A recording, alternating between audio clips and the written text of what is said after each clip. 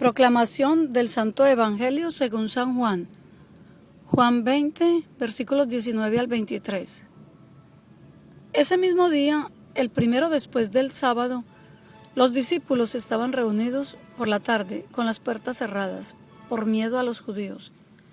Llegó Jesús, se puso de pie en medio de ellos y les dijo: «La paz esté con ustedes». Dicho esto, les mostró las manos y el costado.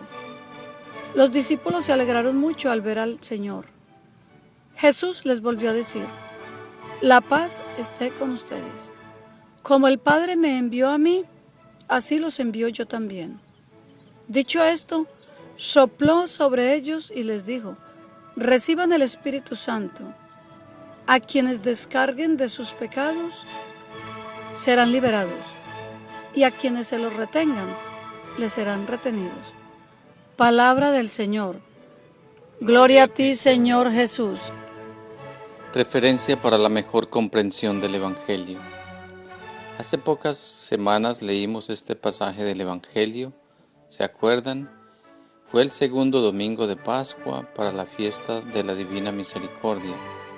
Solo que en aquella ocasión la lectura era un poco más extensa, pues debíamos fijar la mirada en otros aspectos para analizar la incredulidad de Tomás y meditar sobre esas santas llagas de las cuales brotó la infinita misericordia del Señor para derramarse sobre toda la humanidad. Hoy sería conveniente concentrarnos en el miedo, en la paz, en el Espíritu Santo y en el perdón de los pecados, pero como que son muchas cosas, ¿verdad? Demasiadas. Mejor quedémonos por el miedo y el Espíritu Santo, así abarcamos menos y apretamos más, pues también será bueno referirnos a la primera y la segunda lectura que nos trae la liturgia de esta semana. Releyendo este Evangelio podemos darnos cuenta, lo decimos sin vueltas, de que los discípulos estaban muertos de miedo y además eran muy comprensible que así fuera. Todos tenemos algo de miedo a lo desconocido y en aquel momento nadie podía haber aventurado a decir los que esperaba a todos ellos. Si lo pensamos bien, las puertas cerradas eran poca precaución, pues hacía pocos días que habían visto el espantoso asesinato de su líder. Si en ese tiempo hubiera existido las alarmas o unas buenas cámaras de vigilancia, no dudemos de que los apóstoles habían tratado de conseguir algo de eso. De pronto Jesús se les acerca y sopla con ese soplido del que nos habla hoy nuevamente San Juan. Se inicia la recreación de la humanidad, una humanidad nueva, sobre bases nuevas y aunque sin borrar de un plumazo los miles de años de vida que venían arrastrando el pueblo judío, ni sus tradiciones ni sus leyes, pues Jesús mismo había dicho que no vino para abolir la ley, sino para hacerla perfecta. Pero ese soplo es la prefiguración, el preámbulo, algo así como el prólogo del gran Pentecostés. Debe traernos a la memoria aquel primer soplido narrado en el libro de Génesis, en el cual Dios influyó la vida espiritual en el primer hombre de la tierra, ese Adán que falló porque no estuvo a la altura de las circunstancias. Y de allí podría venir ahora nuestra primera reflexión. ¿Estaremos nosotros a la altura de las circunstancias? ¿Tendremos la capacidad de afrontar el mega desafío de vivir de acuerdo con los planes de Dios? Ciertamente que solos no podemos hacer nada. Entendámoslo de una vez. Y por eso Dios nos hace don de los dones, el gran regalo. No solo se entrega en la segunda persona que es Cristo, que murió por nosotros y en nosotros se hizo prisionero en la Sagrada Hostia, sino que ahora también se nos entrega en la tercera persona, el Espíritu del Amor, que es precisamente quien viene a garantizar la eternidad de la nueva alianza, pues si fuera solo por nosotros, ya hubiésemos roto el nuevo pacto, definitivamente, millones de veces. Si por nosotros fuera, viviríamos encerrados en nuestros miedos, nuestras debilidades, nuestras miserias y comodidades. Pero volvamos al soplo. Aquel soplido hizo que el pánico que sentían los apóstoles fuese disipando como el humo y el fuego de Pentecostés. 50 días más tarde arrojaría por la ventana de una vez para siempre cualquier resto de miedo o dudas que pudiésemos haber guardado en el alma. Les conviene que yo me vaya, les había dicho Jesús a sus amigos mientras se despedía, y en ese momento seguramente nadie le había entendido nada. Las despedidas siempre aturden, y esta, según nos cuenta San Juan, Jesús les vino a condensar toda su doctrina. Eran muchas emociones, demasiada información y toda junta. Allí les había preanunciado varias veces que les mandaría el Espíritu Consolador, pero ellos no entendían y no podían entender porque para empezar ni siquiera se habían llegado a sentir aún desconsolados, sino que apenas comenzaba a entristecerse con los anuncios del Maestro. A nosotros también nos pasa lo mismo con frecuencia. Muchas veces nos hablan, nos predican, nos aconsejan, nos piden algo, nos hacen un encargo y no entendemos nada. Directamente no sacamos provecho de lo que oímos, de lo que vemos o de lo que leemos. Estamos tristemente cerrados al Espíritu Santo. Muchas veces pareciera ya no hallar la forma de hablarnos para que le entendamos y tomemos el camino adecuado. Pentecostés, día del Espíritu Santo, día en el que se celebra la tercera persona de la Trinidad. Trinidad, el gran desconocido, como insistía en llamarles Mons, escriba de Balaguer, seguramente con el deseo de despertar nuestra curiosidad sobre él. A ver si leyendo un poco más al respecto, terminamos por abrir nuestros corazones a su influjo. Pentecostés es también el aniversario de fundación de nuestra iglesia, pues fue gracia el don del Santo Espíritu que los apóstoles se hicieron apóstoles, es decir, misioneros. Vencieron sus temores y recordando todo lo que Jesús les había enseñado, iniciaron la predicación, los bautismos y la fundación de las primeras comunidades cristianas. Las 3 lecturas de este domingo nos ofrece bastante material como para reflexionar detenidamente sobre el Espíritu Santo y sobre todas las maravillas que Dios quiere hacer en nosotros a través de Él. En la primera lectura se nos relata lo que sucedió en mediodía de Pentecostés, cuando los apóstoles estaban reunidos en el cenáculo de oración y recibieron la efusión del Espíritu, que llegó en medio de un fragor intenso, tan fuerte que movilizó a toda una muchedumbre y la hizo congregarse a las puertas de ese lugar para averiguar qué era lo que estaba ocurriendo. Era la fiesta judía de Pentecostés y en esa época los judíos festejaban la promulgación de la ley de Dios a Moisés. Con ese motivo se reunían en Jerusalén grandes cantidades de personas provenientes de diversos lugares para acudir al templo. Mientras tanto, en el interior del cenáculo, los apóstoles recibían el Espíritu en forma de lenguas de fuego que se posaron sobre las cabezas de cada uno de ellos, lenguas de fuego que encendían sus corazones, que los transformaban definitivamente, convirtiéndolos en brasas de amor, brasas que ya no podían ser apagadas sino por la muerte y que los llevaría a difundir la buena nueva en la redención del mundo entero. La maravillosa presencia del Espíritu Santo tiene para nosotros los cristianos un efecto transformador inigualable. Hasta el momento la ley era una forma externa que venía poco menos que impuesta y que debía de ser obedecida. Está escrita en 2 tablones de piedra y es el Espíritu Santo en Pentecostés el que cumple la profecía de Jeremías y la inscribe en los corazones de la gente, transformando la regla fría en un estilo de vida, en algo que ya no se debe, sino que se quiere hacer, ya no se obedece, sino que se sigue, se vive porque se ama. ¿Será quizás por eso que hay tanta similitud entre lo que sucedió aquel día de Pentecostés y lo que había ocurrido en el Sinaí, el día en que los 10 mandamientos fueron entregados a Moisés? El libro de Éxodos nos dice al respecto que aquel día todo el pueblo percibía el estruendo de los truenos y los relámpagos, el sonido de la trompeta, y el monte humeante y temblando de miedo se mantenía a distancia.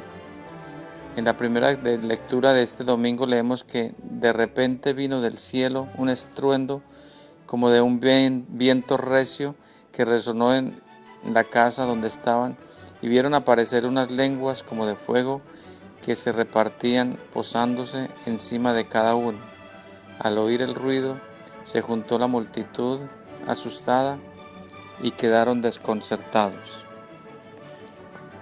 En un caso la gente escapó y en otro se acercó, pero notemos que hay varios elementos similares entre ambos sucesos: un gran estruendo, fuego y mucho temor en el pueblo que atestiguaba lo que estaba ocurriendo. Era muy importante lo que sucedía. Ahora el profeta Joel lo había anunciado ya muchos años antes: derramaré mi espíritu sobre todo mortal y profetizarán sus hijos y sus hijas. Jesús lo había prometido varias veces. Un símbolo, una alegría preciosa que podemos encontrar en este pasaje de la Escritura, relacionada precisamente con la promesa que dice: todo mortal, es la concentración de gentes de tantas naciones en torno a lo sucedido en el cenáculo. Se podría decir que Dios había llevado allí representantes de todo el mundo frente a los apóstoles para que a partir de ese día fuesen enviados los apóstoles en su representación a todo el mundo. Todos aquellos que escucharon la predicación de Pedro vienen a ser como embajadores de todas partes que tuvieron el privilegio de presenciar el lanzamiento de la buena nueva de Jesucristo de boca del primer pontífice. Esos embajadores no eran más que las primicias de la universidad del mensaje de la salvación y de todas las maravillas que realizaría luego el Espíritu de Dios a través de su iglesia en el mundo entero. El día de Pentecostés fue como la semilla de mostaza de la que habla Jesús, que luego daría lugar a tantísimas instituciones, ministerios, congregaciones, órdenes, institutos y todo aquello que a lo largo de los años ha hecho florecer nuestra iglesia como un solo cuerpo. Es muy importante para nosotros estar siempre conscientes de que, como decía la segunda lectura del domingo, todos hemos sido bautizados en un mismo espíritu para formar un solo cuerpo con Cristo, que es la cabeza. Un solo cuerpo camina para siempre unido y actúa únicamente conforme a lo que la cabeza ordena. Nuestra vida no está destinada a la individualidad, pues la iglesia es ante todo una comunidad. Jesús nos quiere tan unidos como lo están Él y su Padre, en el amor del Santo Espíritu, y no que cada cual ande tirado para su lado, velando por su ministerio, por su pequeña comunidad, por su centro local, etc. ¿Verdad que estamos bien lejos de ello? Que el Santo Espíritu de amor y la unión viva en nosotros. Preguntas para orientar la reflexión. Leer pausadamente cada inciso y dejar un instante de silencio después de cada pregunta para que reflexionemos. Primera pregunta: ¿estoy alerta a las inspiraciones del Espíritu Santo?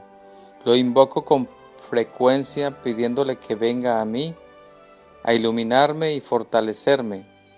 ¿Qué tengo que hacer para dar mejor testimonio de que Jesús vive en mi corazón?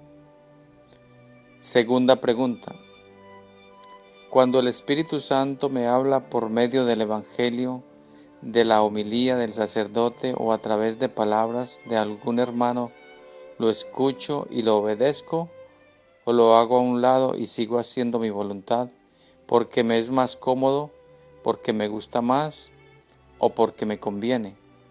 Tercera pregunta. El Catecismo nos enseña que la primera obra de la gracia del Espíritu Santo es la conversión y no las manifestaciones espectaculares o los dones prodigiosos. ¿En qué aspectos me ha ayudado la gracia de Dios para convertirme hacia Él hasta hoy? ¿Y en qué puntos necesito pedirle con mayor insistencia que me ayude? ¿Qué es lo que más me está impidiendo ser santo? ¿Estoy luchando contra ello? ¿Cómo debo y puedo, apoyado en la oración? Concordancias del Evangelio con el Catecismo de la Iglesia Católica. El fuego, mientras que el agua significa el nacimiento y la fecundidad de la vida dada en el Espíritu Santo, el fuego simboliza la energía transformadora de actos de espíritu. El profeta Elías, que surgió como el fuego y cuyas palabras abrazaba como antorcha, con su oración atrajo el fuego del cielo sobre el sacrificio del monte de Carmelo, figura del fuego del Espíritu Santo que transforma lo que toca. Juan Bautista, que precede al Señor con el Espíritu y el poder de Elías, anuncia a Cristo como el que bautizará en el Espíritu Santo y el fuego, espíritu del cual diría: he venido a traer fuego sobre la tierra, y cuanto desearía yo que estuviese encendido. En forma de lenguas como de fuego se posó el Espíritu Santo sobre los discípulos la mañana de Pentecostés y los llenó de él. La tradición espiritual conservará este simbolismo del fuego como uno de los más expresivos de la acción del Espíritu Santo. San Juan de la Cruz llamaba amor viva. No extingáis el Espíritu.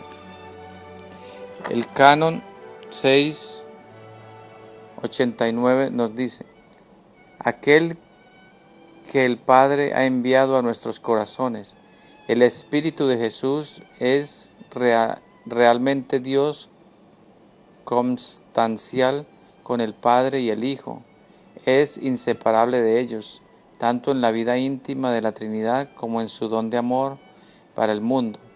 Pero al adorar a la Santísima Trinidad vivificante, consubstancial e indivisible, la fe de la Iglesia profesa también la distinción de las personas. Cuando el Padre envía a su Verbo, envía también a su aliento, misión conjunta en la que el Hijo y el Espíritu Santo son distintos, pero inseparables. Sin ninguna duda, Cristo es quien se manifiesta, imagen visible de Dios invisible, pero es el Espíritu Santo quien lo revela. El Canon 701 nos dice: la paloma, al final del diluvio, cuyo simbolismo se refiere al bautismo, la paloma soltada por Noé vuelve con una rama tierna de olivo en el pico, signo de que la tierra es habitable de nuevo. Cuando Cristo sale del agua de su bautismo, el Espíritu Santo en forma de paloma baja y se posa sobre él.